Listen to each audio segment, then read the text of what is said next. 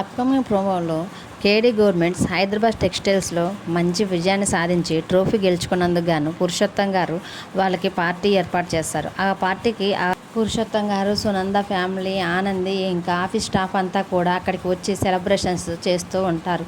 ఆనంది ఆదిత్య గారు cake cut చేస్తూ ఉంటే అందరూ కలిసి ఆనందికి ఆదిత్య గారికి కంగ్రాట్స్ చెప్తూ ఉంటారు. తర్వాత చైతన్య కంగ్రాట్స్ అన్నయ్య, కంగ్రాట్స్ ఆనంది మేడం అని చెప్తూ ఉంటే ఆదిత్య థ్యాంక్స్ రాని, ఆనంది థ్యాంక్ యూ చైతన్య అని చెప్తూ ఉంటారు.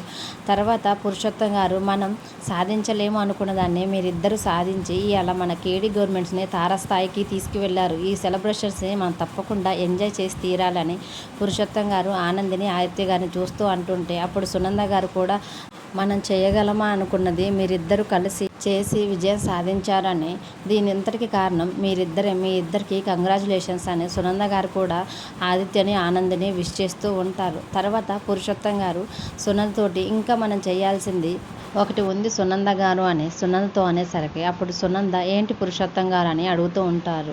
అప్పుడు నేను మీకు ఇంతకు ముందే చెప్పాను ఆనందిని మీ ఇంటి కోడల్ని చేసుకోమని. దేవుడు వీళ్ళిద్దరిని ఒకరి కోసమే ఒకరు అన్నట్టుగా పుట్టించినట్టున్నారు.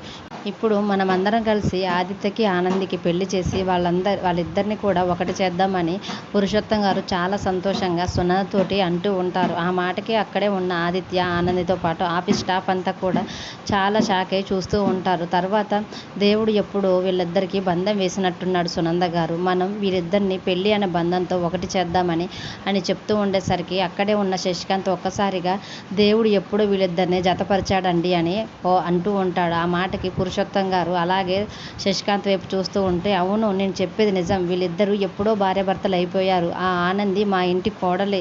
కుటుంబంలో వచ్చిన చిన్న కలహాల వల్ల మా కోడలు మా ఇంటిని వదిలి వెళ్ళిపోయింది అని శశికాంత్ గట్టిగా అందరి ముందు చెప్పేసరికి ఆ మాటకి ఒక్కసారిగా సునంద షాకే శశికాంత్ వైపు చూస్తూ ఉంటుంది. అక్కడ ఉన్న వాళ్ళంతా కూడా శశికాంత్ మాటలకి ఒక్కసారిగా షాక్ అవుతారు. ఏంటి వీళ్ళిద్దరూ ఇంతకుముందు నుంచే భార్యాభర్తలా అని ఆఫీస్ స్టాఫ్ అంతా గుసగుసలాడుకుంటూ ఉంటారు. ఆ మాటకి పురుషోత్తం గారు కూడా ఒక్కసారిగా షాక్ అయ్యి అలాగే చూస్తూ ఉండిపోతారు. పార్టీకి వచ్చిన వాళ్ళందరూ కూడా తమను చూసి గుసగుసలాడుకుంటుంటే ఆనంది, ఆదిత్య ఇద్దరు కూడా చాలా ఇబ్బంది పడుతూ తలదించుకొని ఉంటారు. పురుషోత్తం గారి ముందు ఆదిత్య, ఆనంది పెళ్లి బంధం బయట చెప్పేసరికి సునంద ఏం చేయనున్నది అనేది రానున్న ఎపిసోడ్స్లో చూద్దాం. ఈ వీడియో కనుక మీకు నచ్చితే ప్లీజ్ లైక్ చేసి మన ఛానల్ని సబ్స్క్రైబ్ చేసుకోండి. Thanks for watching.